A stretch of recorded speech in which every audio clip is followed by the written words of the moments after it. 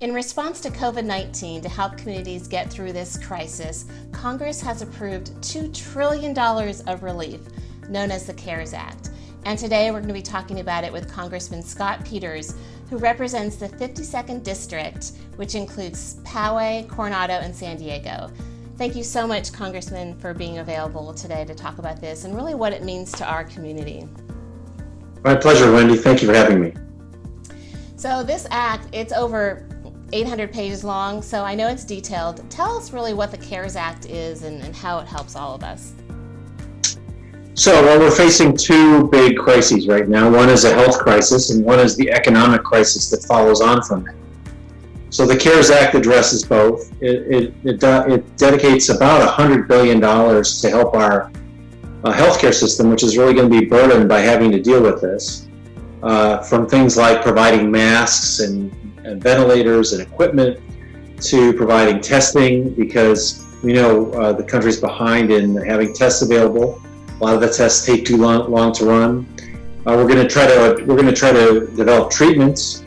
Some of that work has been being done in San Diego County, and we're going to try to develop vaccines. So the federal government is committing out of the CARES Act a certain amount of money to help with that. But as far as the hospital is concerned, they're dealing a lot with the local healthcare issues and coordinating. The federal government needs to get them materials. So that's one part. The other part is the economic part, where we're trying to provide individuals, smaller businesses, and ultimately some larger businesses some help to get through this economic problem.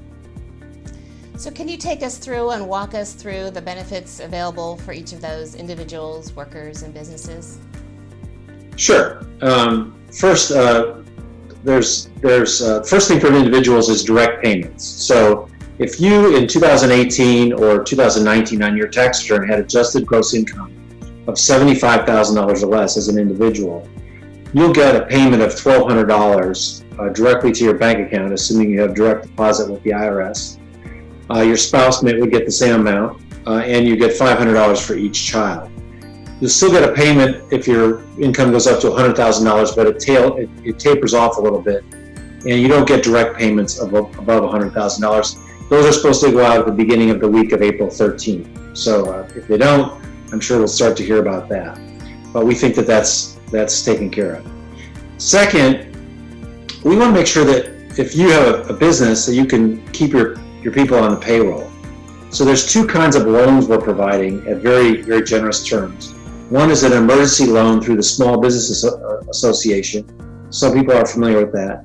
And one's called payroll protection loans, and that's something you get via the federal government, but through your regular bank.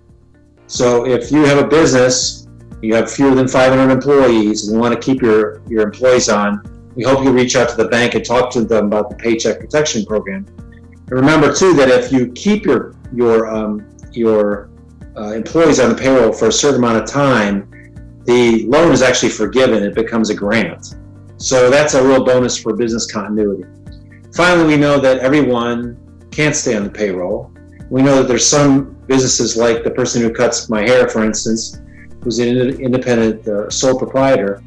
They're just going to have to go to unemployment insurance. And the good news is we provided a lot more money to each state to hand out in terms of unemployment insurance, so that the states have to still answer the phone calls. And my gosh, they're certainly burdened by that because they've never had this many calls.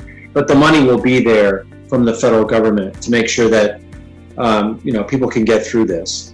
I guess the thing I would say is, you may not have ever been eligible for unemployment before because you had a small business. You may now be eligible, so make sure you check it out. And we'd like to make sure that you can get through this without having to worry about not being able to pay your bills or take care of your family.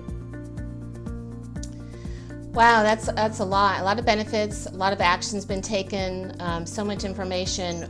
Where can people go to learn more about these programs? Well, Wendy, we're getting so many questions, as you might imagine, about how this money can become available, and so we put together some information on my website, which is at scottpeters.house.gov, and I'd urge you to go there. If you have additional questions, My staff, like a lot of people, we're working all over all over the county and all over the country, because I have an East Coast staff too.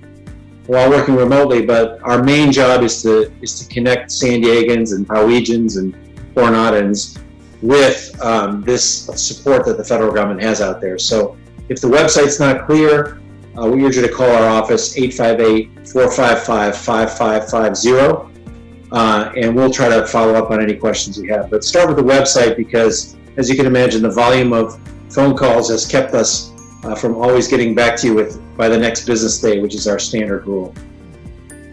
And I wanted to also mention that there's a Facebook group where these links will also be posted, called Poway RV Scripps Ranch COVID-19 Support, and people are invited to join that as well as share information.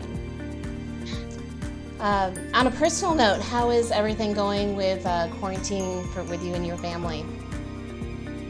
I don't have a lot to complain about. I do have a trip to Hawaii on my calendar for tomorrow. This is supposed to be the week we have off from Congress. I will be happy staying in San Diego and helping people out with this problem. It's a minor problem, but I think we're all looking forward to getting back to normal.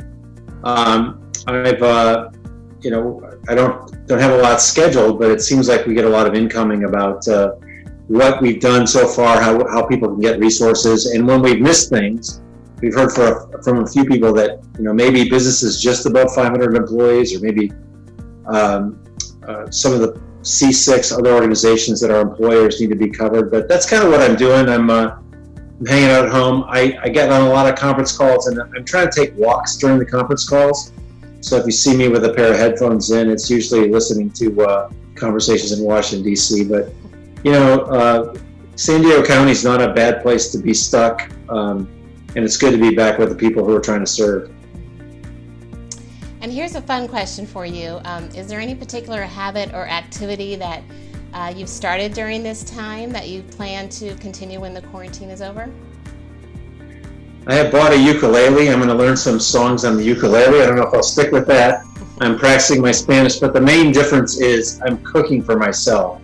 I'm notorious for being the person who wants to take takeout. Our kids are grown, so now I'm getting to be a better cook. I'm brushing up on my skills. Tonight I'm actually going to roast some chicken, and have a little more time to take, so I might as well use it. And I think it's probably healthier for me too. Love it. I think that everyone can take something positive out of this experience for sure. Well, thanks again, Congressman, just for being available and for all the good work that you're doing just to help our communities through this crisis. We really appreciate it. Thanks so much for what you do, and thanks for having me. And if we're out there and I don't have a mask on, please say hi to me on the street. Okay. And thank you for watching. Stay safe, stay healthy, and stay positive. We are all in this together.